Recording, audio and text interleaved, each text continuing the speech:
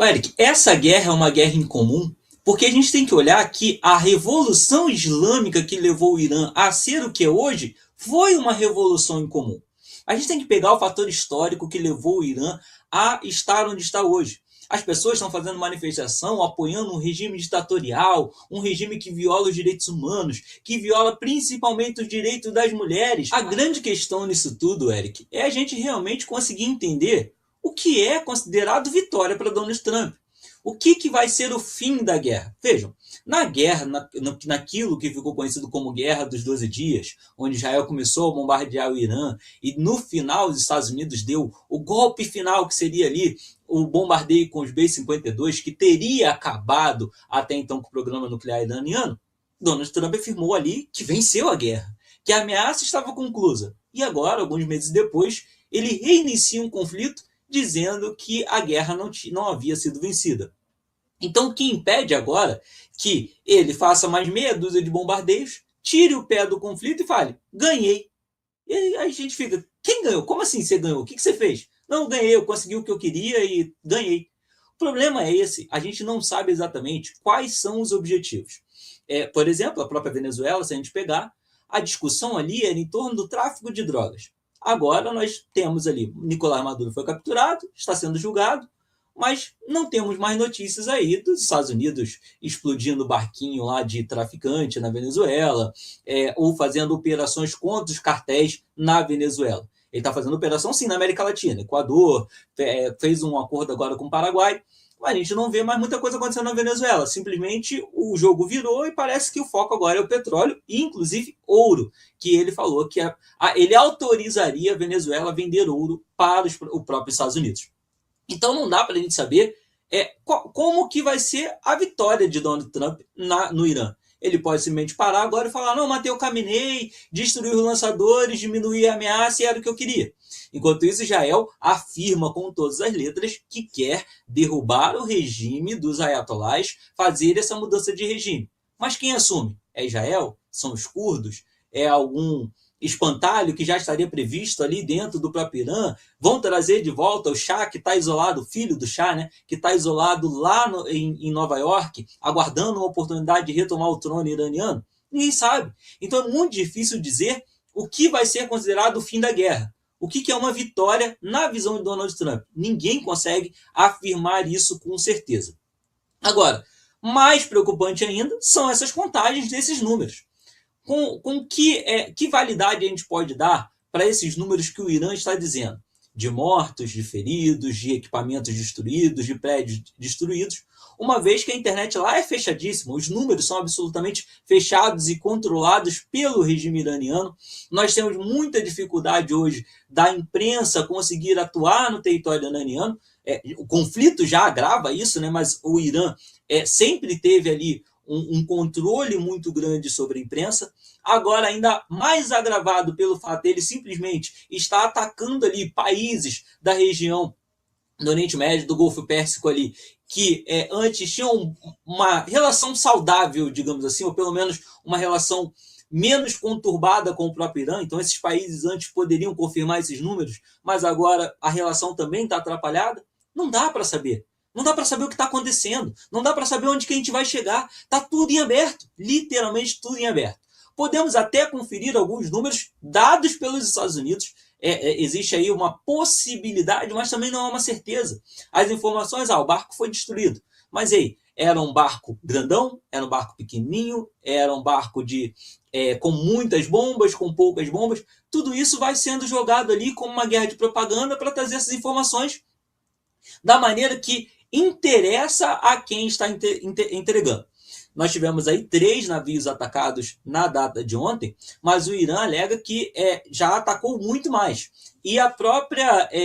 existe uma organização ali da Marinha Britânica, a Marinha do Reino Unido, que regula aquela região, que participa ali do controle de fluxo naval ali, e essa organização britânica fala já em 13 navios atingidos pelo Irã. quer dizer, 13 navios atingidos. Até a autoria, se foi realmente o Irã, se foi os Houthis de algum lugar, se foi algum dos piratas que atua ali naquela região, tá tudo muito aberto, não dá para saber de nada, Eric. A gente tem dados e aí, em cima desses dados, a gente pode fazer especulações. Mas no final, a guerra vai ser definida pela história que você vai resolver acreditar. No Irã, na Guerra dos 12 Dias, o Israel saiu frustrado, porque não conseguiu ali derrubar o regime dos ayatollahs como ele queria.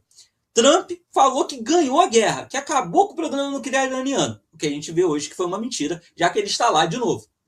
E o Irã saiu falando que venceu os Estados Unidos e Israel, que causou uma destruição absurda em Israel, sendo que a gente sabe que o número de mortes em Israel foi um número relativamente pequeno, e que nos Estados Unidos, então, ele não fez nem cócegas, porque o ataque que ele fez na Guerra de 12 Dias em uma das bases americanas foi avisado previamente, com tempo suficiente para que os Estados Unidos tirassem as suas tropas de lá. Então, o dano foi só um dano material e ninguém morreu na Guerra dos 12 Dias. Então, no final, a gente vai ter 3, 4, 5, 15, 20 vencedores. Até o Brasil, no final da história, pode sair vencedor com isso, se a gente souber explorar essa alta do petróleo e a necessidade que outros países vão ter dos nossos commodities, como soja, entre outros. Então, o vencedor nessa história vai ser, acho que pela primeira vez a frase da Dilma vai fazer sentido. Ninguém vai perder, ninguém vai ganhar, vai todo mundo perder e vai todo mundo ganhar. É isso que a gente tem nesse cenário, porque a vitória e a derrota vai depender do ponto de vista.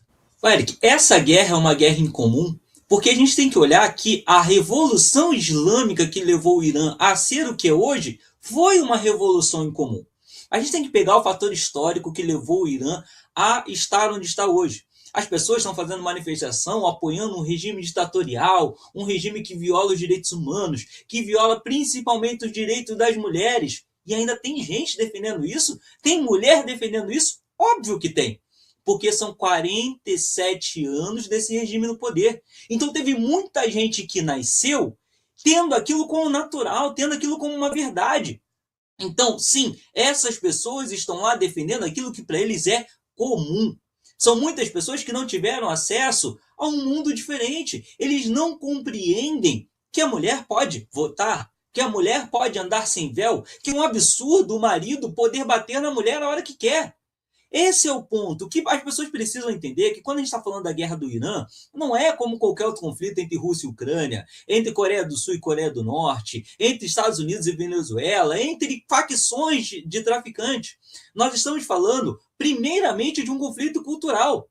Vejam, diferente do que acontece em outros países, a maioria das revoluções ela vai acontecer por causa de uma crise financeira, por causa de uma rebelião de camponeses que estavam insatisfeitos ali com o governo, por causa de militares que estavam descontentes, porque as elites econômicas não estavam felizes com a condução do país. Mas não, o Irã estava, na verdade, experimentando um crescimento econômico nos anos 70, quando de repente veio uma revolução. E essa revolução ela aconteceu, por isso que ela é chamada de Revolução Islâmica, porque ela aconteceu em virtude de valores culturais e religiosos. Nós temos o seguinte, o Shah do Irã, à época, o Reza Pahlavi, o pai, né, ele liberou o voto para as mulheres em 1963. Antes disso, o pai dele tinha acabado com a obrigatoriedade do véu. E isso gerou um descontentamento religioso, gerou um descontentamento em uma população, em um grupo que achava que aquilo estava violando o princípio mais básico do ser humano, que é a religião. E a religião conduz essas pessoas. Então, o país estava de vento em polpa economicamente. O país estava experimentando uma abertura democrática, estava experimentando uma abertura cultural que foi criticada severamente por um grupo islâmico ali que conquistou a população para aquele ideal. Não se tratava, a população aqui está passando fome, a população aqui está tendo seus direitos violados. Não. Simplesmente uma religião estava se sentindo ofendida, começou a acusar o monarca daquele país, né, o Shah, de ser uma marionete do Ocidente, de estar inundando aquele país com uma cultura podre, com uma cultura ruim, e eles precisavam dar um jeito nisso. Então a revolução que acontece em 1979, ela vai acontecer para afastar o fenômeno cultural do Ocidente. Só que aí, quando eles afastam o fenômeno cultural do Ocidente, o que acontece? O voto da mulher e os direitos da mulher caem por terra. A obrigatoriedade do véu, que tinha caído lá nos anos 30, volta. Então, e aí, para que isso pudesse ser mantido, o que acontece? Vamos ser franco. Olha só, se o pai é evangélico, ele não deixa a criança assistir um vídeo ou ler um livro que fale sobre o candomblé. Se a pessoa é católica, ela se incomoda que o filho assista, de repente, alguma coisa sobre o budismo. Mas quando se trata do islamismo, e principalmente desse grupo islâmico, desse grupo do Islã, que assumiu a liderança no Irã, não se tratava só de um incômodo, se tratava de uma proibição. E a partir de 1979, com essa revolução islâmica, o país se torna uma constituição religiosa. E ele passa a viver sob os preceitos da religião liderada pelo Khamenei.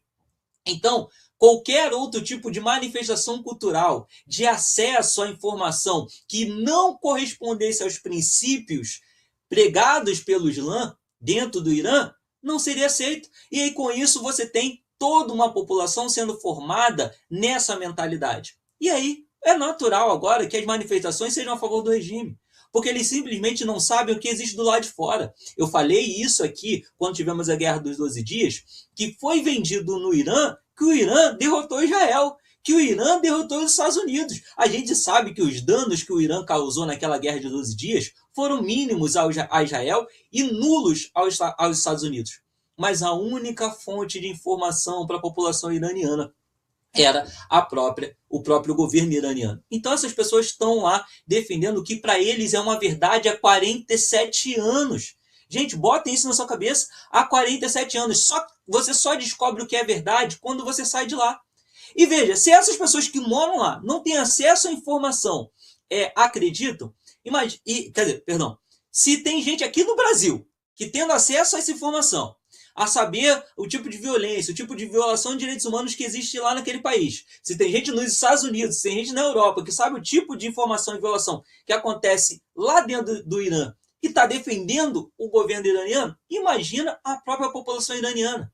Óbvio, tem gente que pensa, tem gente que consegue enxergar e perceber os absurdos.